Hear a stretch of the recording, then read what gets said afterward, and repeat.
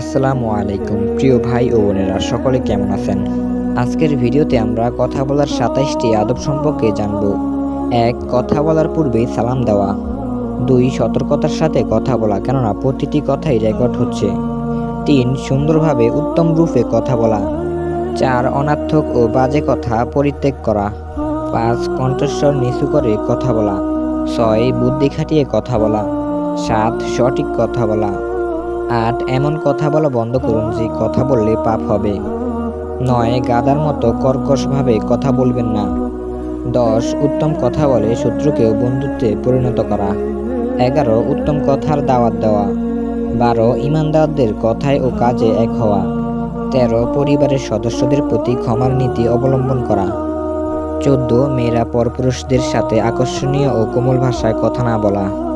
১৫. ছেলেরা পর নারীদের সাথে আকর্ষণীয় ও কোমল ভাষায় কথা না বলা।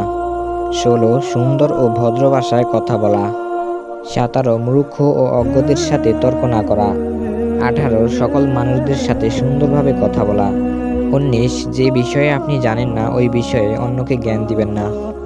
২০. কাউকে খুশি রাখতে মিথ্যে বলবেন না। ২১. মা বাবার সঙ্গে সম্মানের সাথে কথা বলবেন। ২২. ছোটদের সাথে স্নেহের সাথে কথা বলবেন। ২৩. বৃদ্ধদের সাথে মহানুভূতির সাথে কথা বলবেন।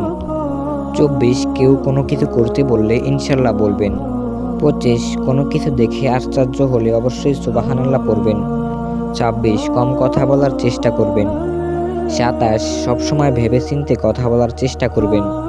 এই আদবগুলো মেনে কথা বললে আপনি সমাজে একজন মর্যাদাবান এবং সম্মানিত ব্যক্তি হিসেবে গণ্য হবেন।